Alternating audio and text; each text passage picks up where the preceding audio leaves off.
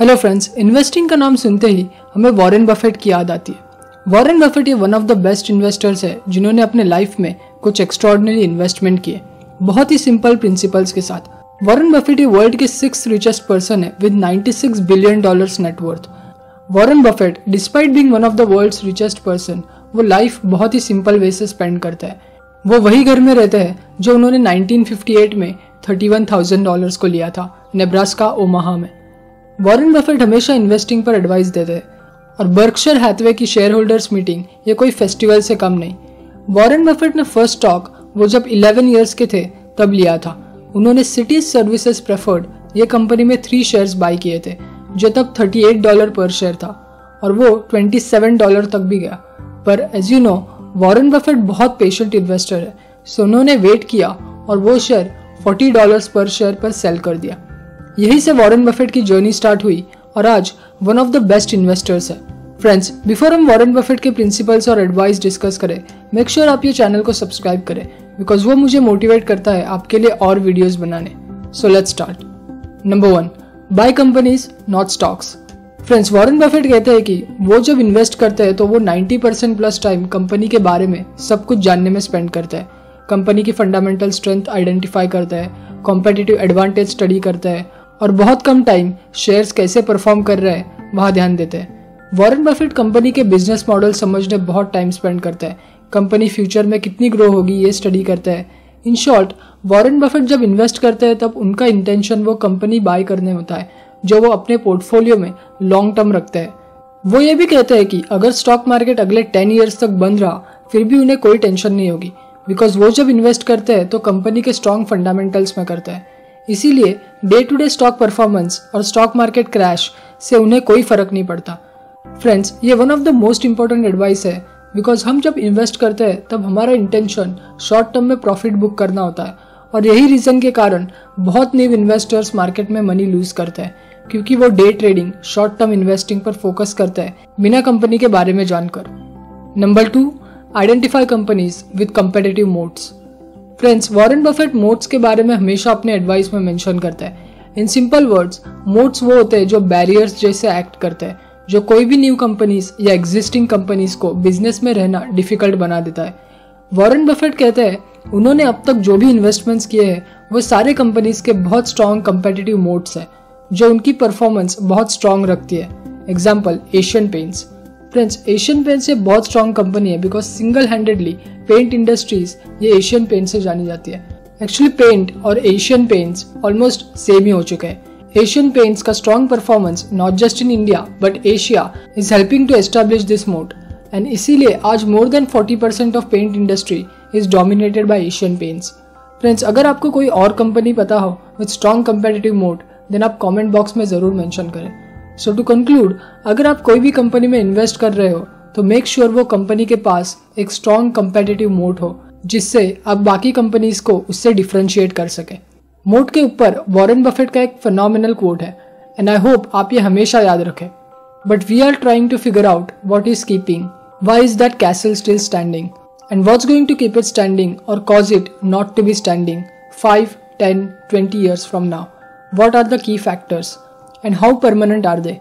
How much do they depend on the genius of the Lord in the castle? Number 3, ignore day-to-day market movements. Friends, अगर stock market अगले 10 years बंद हुआ, अगर आपको next 10 years कोई भी stock के प्राइसेस नहीं पता चले और अगर आपको एक ऑप्शन दे दिया कि आप आपके सारे होल्डिंग सेल कर सकते हैं या होल्ड कर सकते हैं बट वो शेयर प्राइसेस आपको नेक्स्ट 10 years तक नहीं पता चलेंगे, तो आप क्या करोगे? फ्रेंड्स, वॉरेन बफेट का आंसर है उन्हें कोई फर्क नहीं पड़ेगा कि स्टॉक प्राइसेस उन्हें पता चले या नहीं, doesn't matter whether for 10 years या डेली। फ्रेंड्स, ये वॉरेन बफेट कॉन्फिडेंटली कहते हैं बिकॉज उन्हें पता है कि उन्होंने जो कंपनीज में इन्वेस्ट किया है वो बिजनेस के फंडामेंटल स्टडी करके किया है। वॉरेन बफेट कहते हैं कि वो कभी वरी नहीं करते over day to day stock market news, prices या इवन शॉर्ट टर्म ट्रेंड और even a crisis unless something fundamentally changing in the company. Example, management change, business model में कोई चेंज। वॉरेन बफेट कहते हैं कि day to day price पर वो अपनी स्लीप नहीं वेस्ट करते और कोई टीवी न्यूज को अटेंशन नहीं देते।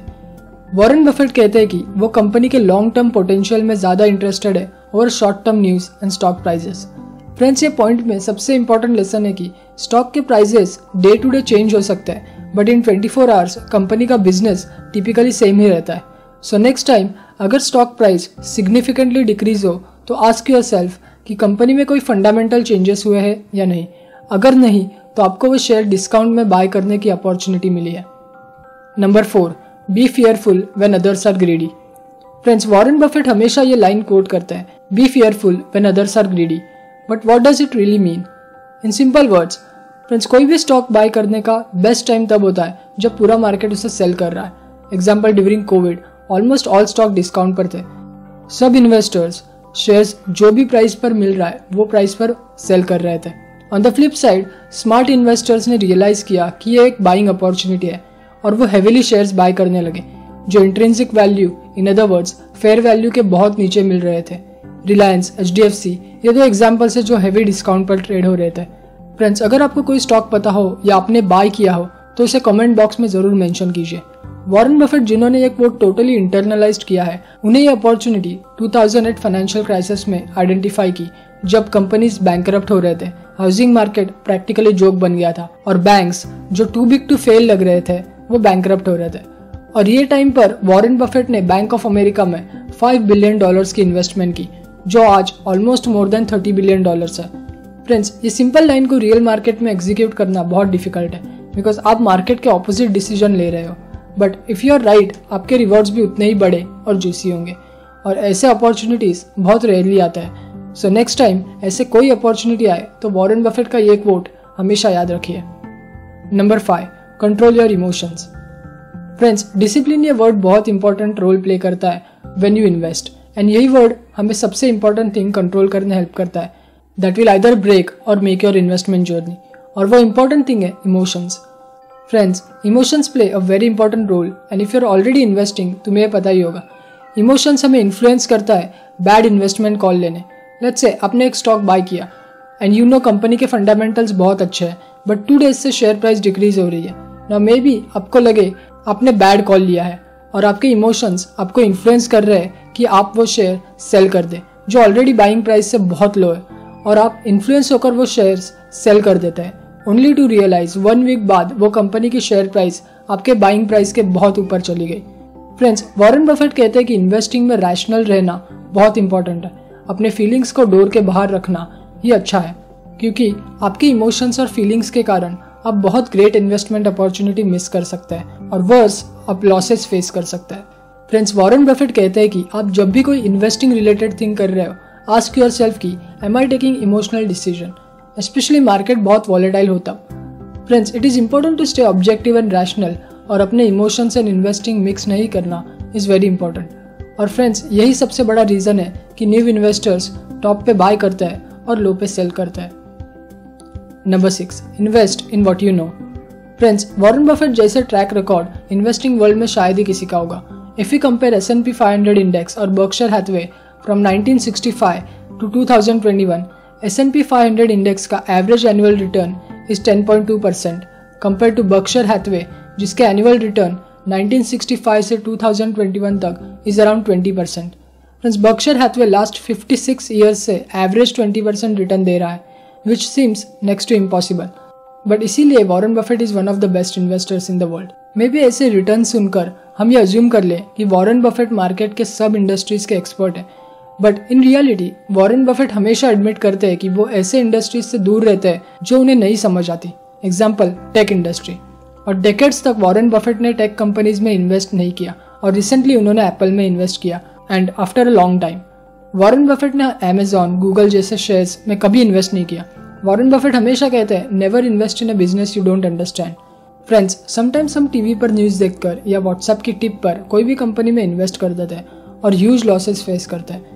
हमें वो कंपनी और इंडस्ट्री का ABC भी नहीं पता होता, स्टिल हम ये करते हैं। नाउ मे बी आप सोच रहे होंगे कि वॉरेन बफेट ने अमेजॉन या गूगल में इन्वेस्ट करने की अपॉर्चुनिटी मिस कर दी, but on the flip side Warren Buffett ने .com क्रैश अवॉइड किया और बिलियंस ऑफ डॉलर्स सेव किए।